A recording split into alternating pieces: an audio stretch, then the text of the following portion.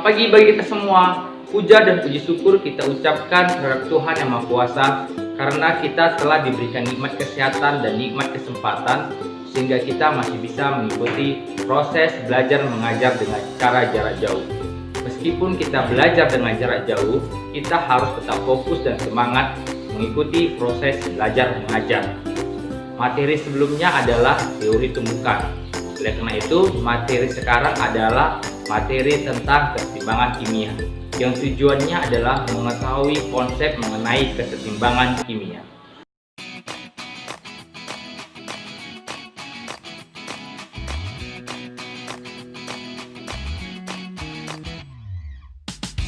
Untuk memperoleh gambaran tentang konsep setimbang, dapat kita ambil contoh proses kesetimbangan air dengan uap air dalam sebuah wadah.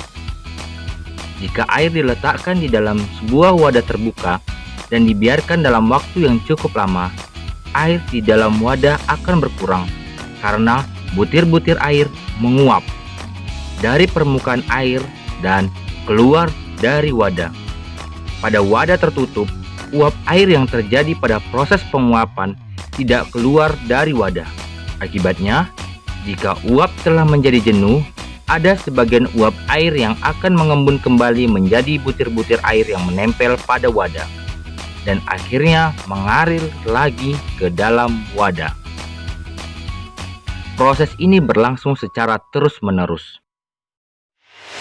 Mengapa volume air dalam wadah tetap? Volume air dalam wadah tetap karena jumlah air yang menguap sama dengan jumlah uap air yang mengembun kembali menjadi air. Dapat dikatakan bahwa di dalam wadah tersebut laju penguapan air sama dengan laju pengembunan air. Proses ini disebut dengan kesetimbangan dinamis, yaitu proses bolak-balik dengan laju yang sama untuk kedua arah. Proses kesetimbangan dinamis ini juga dapat terjadi dalam suatu reaksi kimia. Proses kesetimbangan dalam reaksi kimia terjadi apabila reaksinya merupakan reaksi bolak-balik dan berlangsung dalam sistem tertutup.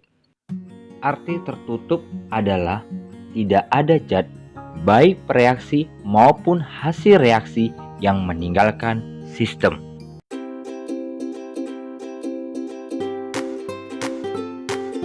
Meskipun hampir semua reaksi merupakan reaksi dapat balik, tetapi tidak semua reaksi dapat balik akan menjadi reaksi setimbang.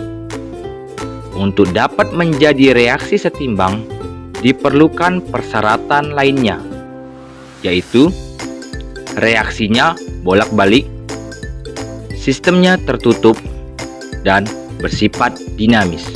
Syarat pertama, reaksi bolak-balik. Kita coba lihat ilustrasi dalam kehidupan sehari-hari.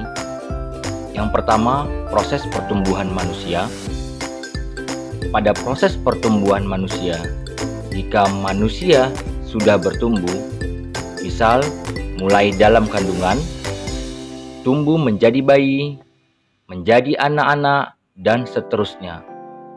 Pertumbuhan itu tidak dapat balik lagi ke keadaan semula. Misal, kita sudah sampai pada tahap remaja, maka kita tidak bisa kembali lagi menjadi bayi. Perubahan seperti ini disebut perubahan tidak dapat balik atau sering disebut irreversible. Fenomena yang kedua adalah proses siklus hidrologi atau proses penguapan. Suatu reaksi dapat menjadi reaksi kesetimbangan jika reaksi baliknya dapat dengan mudah berlangsung secara bersamaan. Seperti yang terjadi pada proses hidrologi. Seperti ini sering disebut dengan perubahan reversible atau perubahan dapat balik. Hal ini juga dapat terjadi pada reaksi kimia. Terdapat pada reaksi berkesudahan atau sering disebut irreversible, dan terdapat juga pada reaksi bolak-balik yaitu reversible.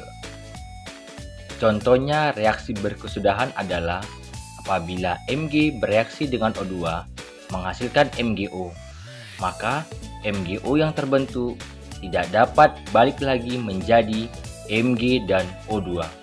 Contoh yang lebih nyata adalah jika kertas kita bakar, maka akan menghasilkan arang atau karbon. Arang atau karbon tersebut tidak dapat kembali lagi menjadi kertas.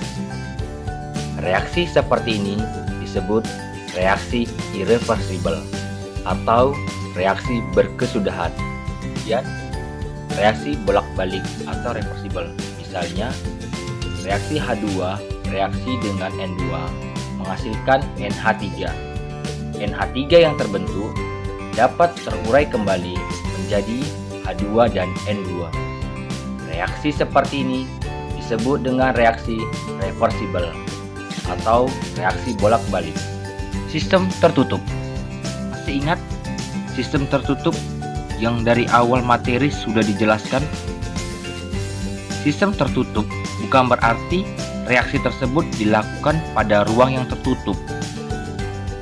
Meskipun kadang-kadang diperlukan ruangan tertutup untuk reaksi yang melibatkan gas. Reaksi antara larutan FeCl3 dengan larutan KSCN tidak perlu dilakukan dalam wadah yang tertutup. Sebab, meskipun dalam wadah yang terbuka, tidak ada zat yang meninggalkan sistem.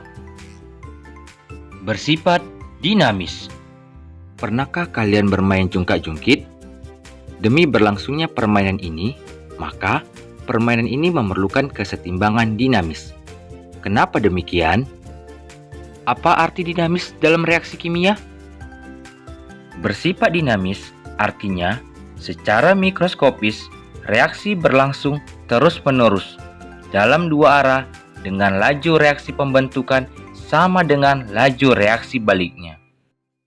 Berlangsungnya suatu reaksi secara makroskopis dapat dilihat dari perubahan suhu, tekanan, konsentrasi, atau warnanya. Sementara itu, perubahan dalam skala mikroskopis atau molekul tidak mungkin teramati. Dari materi yang telah dijelaskan tersebut, maka kita dapat mengambil kesimpulan bahwasanya reaksi kimia ditinjau berdasarkan arahnya ada dua, yaitu reaksi kimia satu arah dan reaksi kimia dua arah.